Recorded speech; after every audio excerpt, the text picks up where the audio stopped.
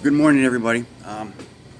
Yesterday's video, it was a short one, only about 8 to 10 minutes, but I want to share with you today about how we partner with God. Now, I know some of you people out there are going to think, "Oh, God does everything, and He's the one. He's all in charge." But there's a road you got to stay in the middle of. If you go too far in one ditch, you get stuck. If you're going too far on the other ditch, you get stuck. That you have to do everything, and God doesn't do nothing. He's there to help you. That He's there to help you get out of trouble and that sort of thing. No, God's there to help you through and walk and path and stay on the right path to your success in life. So on the other ditch is that God does everything. I don't have to do anything. I just walk in His goodness and grace, and then I don't have to do anything. God will make it all work out for me. Some things, yes. I listen. You can't put this all in a box. You can't. You can't put it all in a box. You got to go testimony by testimony and step by step, and it's the way it works it out. You got to walk it out in your own path. So let me share with you today. I was reading in John 9 today about the young man who was blind, and he said neither this or his parents. The Pharisees were asking him, why is he blind? Is it because the parents sinned or this? And you see, Jesus said, no one sinned, nobody sinned for him to be blind. It just happened. And so what he did was he spit in it, put some mud, made some mud out of his spit. Remember, yucky yuck. Some of the things God tells you to do are really weird. I'm going to give you, for instance, here in a minute. But he told him to put the mud on his eyes and now go wash go wash in the pool of Siloam. So this is where it happens. If the man wouldn't have gone to the pool of Siloam, would he have been healed? I don't think so. Because you obedience people out there will figure it out. You'll go crazy and go, okay, he was disobedient and he's going to hell. Whatever your look on that is. But the blessing wouldn't have happened in his life if he wasn't obedient. I got that. But the focus was not here on being obedient. The true focus of this is listening for His voice, doing what He tells you to do, no matter how weird it is. When I was starting in ministry, we're talking 20 years ago, back in, I'd say, 1998, 99, I was just building ministry, building up Center of Hope, and had a different name for it at that time. I was in the Juvenile Detention Center teaching kids. I was there for about 6 years. And now I was also at Countryside Christian Center, helping Pastor Glenn Davis with his stuff. Now, I asked the Lord one morning in my quiet time. I said, "Okay, Lord, I want to have this big, huge ministry. I want to do this. I want to do that. I want to reach out to this. I want to have a food pantry. I want to have all this." And He goes, "Go get your 501c3." And I said, "What?" "Go get your nonprofit status."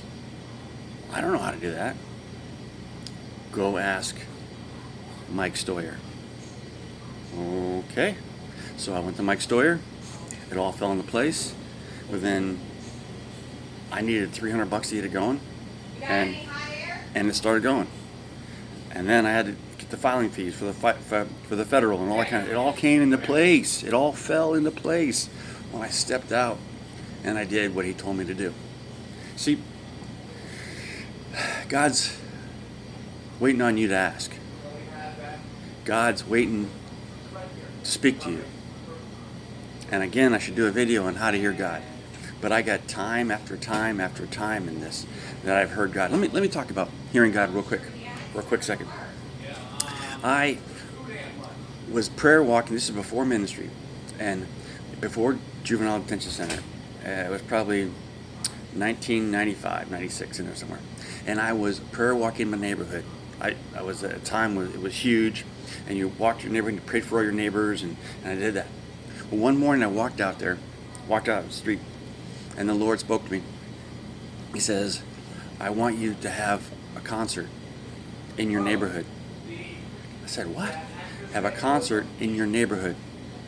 So where am I having a concert at? And I heard it like 3 times every morning, because I do this every morning. I walked out every morning. And then one morning I got mad. I said, "Where am I having a concert at?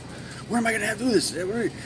He goes, "There's a church right down the street go and ask the person in the church who heads up the youth ministry. I guess I was in youth ministry at that time, yeah. I was in youth ministry at that time. I was in JC. I knew about hip-hop groups, and I knew about all that kind of stuff.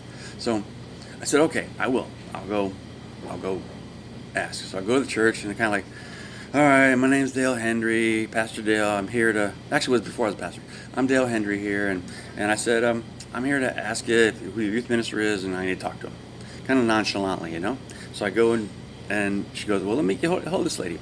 Can't quite remember what her name was, but we'll call her Debbie for the sake of that.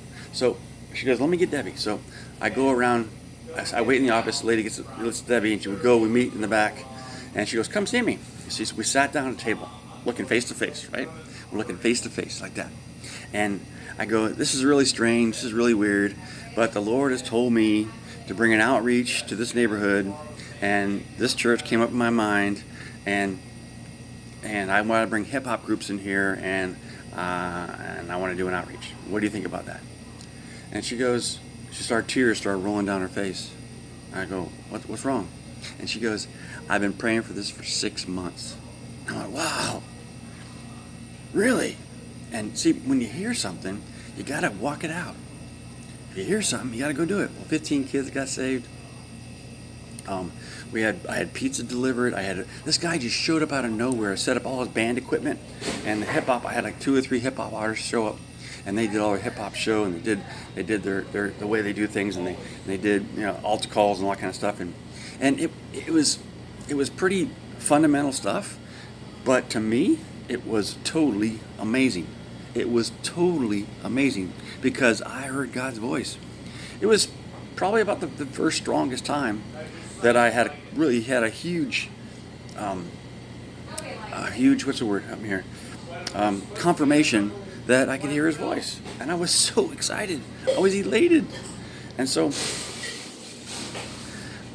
we went on, relationship built with those people, and within the church I was working with that church for a little while, a couple more outreaches and doing stuff like that. And I started doing it in my front yard, and then food pantry came, and then etc.